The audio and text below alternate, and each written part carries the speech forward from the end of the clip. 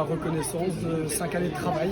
Donc moi, je veux vraiment remercier les électrices, les électeurs de la 3e circonscription des Vosges de leur confiance et qui, demain, m'oblige à encore plus travailler, à continuer sur ce même rythme, et c'est ce que je vais faire. Le dossier que j'ai sur le feu, demain, c'est les thermes de Plombières. Pour moi, ça doit être vraiment une priorité. On doit trouver une solution, et cette solution, elle doit être rapide. J'ai l'hôpital de Remiremont, l'hôpital public dans sa globalité, la désertification médicale, et bien entendu, la partie pouvoir d'achat et chômage.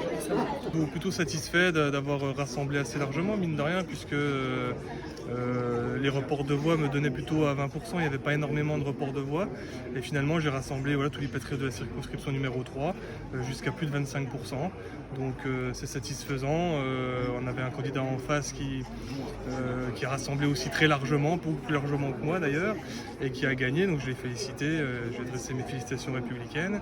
En ce qui concerne ma circonscription, un petit peu de déception, parce que c'est vrai que je me suis beaucoup investi sur cette circonscription, dans ces élections.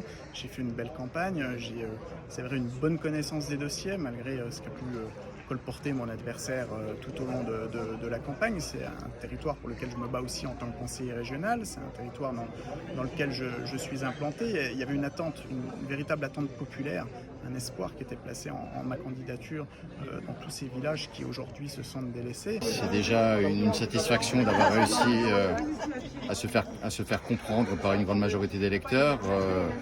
Cette élection, je l'appréhendais avec toujours une forme d'incertitude parce que les élections présidentielles avaient brouillé totalement le paysage par rapport à un message que j'ai essayé d'incarner d'une droite sociale, d'une droite de territoire, d'une droite constructive. Il fallait, dans mon esprit, déjà envoyer un message clair au premier tour, ce qui a été le cas. Le deuxième tour s'achève dans des conditions satisfaisantes avec 67% des suffrages. Donc désormais au travail, sans état d'âme et en responsabilité. Donc je m'en doutais un peu que je ne serais pas élue, mais je suis quand même contente de me dire que les Vosgiens ont cru en moi et au Rassemblement national et qui m'ont quand même porté au second tour, ce qui est quand même quelque chose d'extraordinaire puisqu'on est quand même 4 candidats du Rassemblement national, on est tous les 4 passés au second tour et c'était pas arrivé en 2017. Donc on est quand même contents, c'est une petite victoire pour nous. Parce que je suis très heureux. Stéphane Viry, le candidat qu'on soutient, qui est notre candidat, a fait plus de 76% sur la ville d'Épinal. Ensuite, sur le département des Vosges, bien sûr, ma première satisfaction est que les 4 candidats du Rassemblement national ont été battus ce soir. Et puis, troisième sentiment, c'est que la démocratie ce soir n'est pas la grande gagnante. Quand on voit le taux de participation qui est très faible, je crois que le taux d'abstention bat des records pour une législative.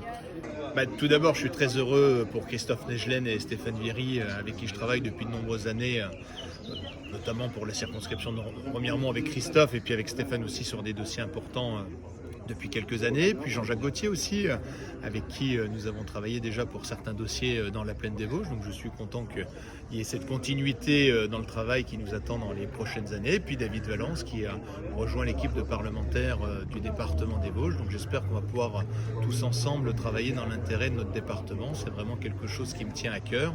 Et on voit aussi qu'en termes de proximité, de travail, ça paye. Donc j'espère qu'on va pouvoir continuer tous ensemble dans le bien commun.